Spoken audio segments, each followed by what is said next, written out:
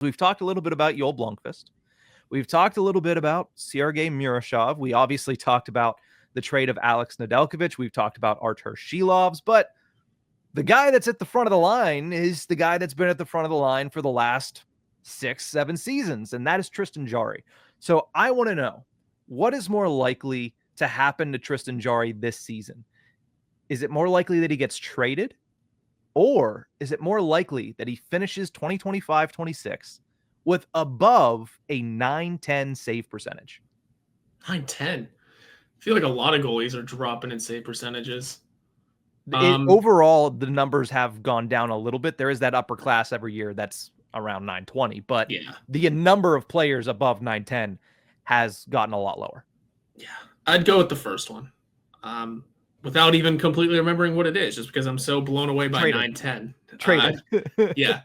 And that doesn't seem like a total long shot. If Tristan Jarry can enter the season on a high note, can rifle off a couple of wins here and there, there's plenty of teams hungry for goaltending. And who knows what Edmonton does? I'm going to keep pairing him to Edmonton. I don't care. Mm-hmm. Who knows what Edmonton does to start the season with their goaltending scenario?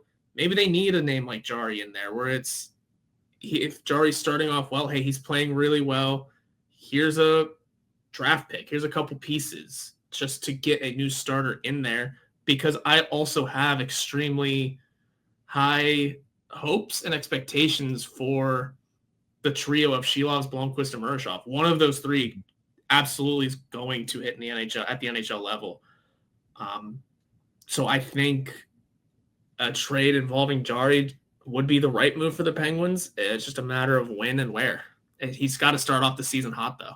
Now, here's the thing. I created these throughout this weekend. Whenever I was doing whatever I was doing, if I thought of something, I'd write it down in my notes. And this was one of the ones I thought of earlier in the weekend, and you would think I would have looked back at this and thought, man, if he finishes with a 910 save percentage, or if he's at a 910 save percentage by the deadline, it probably means that he's going to get traded because other people are going to see the value. Yeah. So I was going with he's going to finish above a 910 save percentage.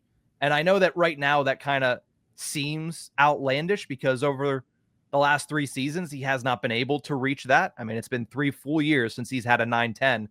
But his career save percentage is 909. And not only that, you don't have to look that far to find a stretch where he performed at least somewhat close to that level. He finished last year with a 904 save percentage over his last 14 games, which was that stretch after he got called up for the second time in March and then ended up being the primary starting goaltender for the Penguins throughout the rest of the season. A 904 over 14 games in a month that he historically does not perform well in. Now, again, there was not much to play for. It was very low stakes. How does he play at the beginning of the season when the pressure all of a sudden builds a little bit more when everybody is back set at 0? That remains to be seen. But if the defense is better, and I think a lot of that hinges on Pickering, see the earlier segment, if the defense is better, I think the bottom 6 is going to be better this year, then I could see Tristan Jarry potentially coming in and having above a 910 save percentage. Because unless he does that, I don't think there's a chance he gets traded. That's the other end of this. Like I'm telling you why I think he could get a 910, but I also think that without that 910, he's not getting traded. So that's why I think overall it's more likely in this situation. I think, like I said, it depends on the other scenarios around the league. I think you could get him dealt at a 9-0 something. You could, but honestly, has there really been any interest in him up to this point? So he's really going to have to come off the mat when it comes to trade interest around the league. Absolutely. He's going to have to. It won't be easy, and maybe he's got 9 years of NHL experience. First of all, let that settle in. Yeah, it makes me feel old. I'd rather not let it settle in, Horwitz. Yeah, I get 2 of those seasons where, early, like 1 game, 2 games, but still, it's been 9 years.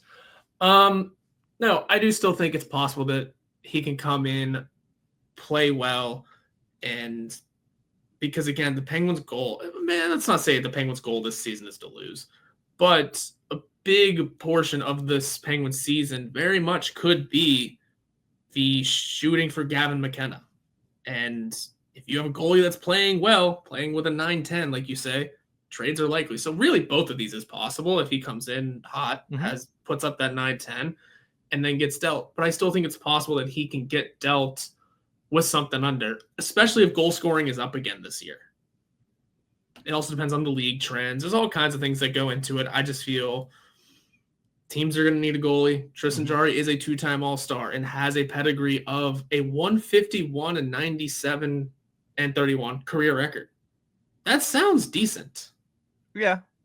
You don't hate that. Yeah, well, especially a lot of the legwork for that was early in his career. The last couple seasons have been rough, but Yeah. I mean, all it takes, especially with the way the salary cap has gone and the fact that the Penguins now have a little bit of cap flexibility and probably aren't eager to, but would be accepting to retaining some of that cash. If there is a cup contender that early in the season loses their goaltender for the year and they're not ready to throw in the towel, Tristan Jarry might be a name that they start to circle. So I think it's going to be an interesting year for Tristan Jarry. I think both of these scenarios are certainly possible.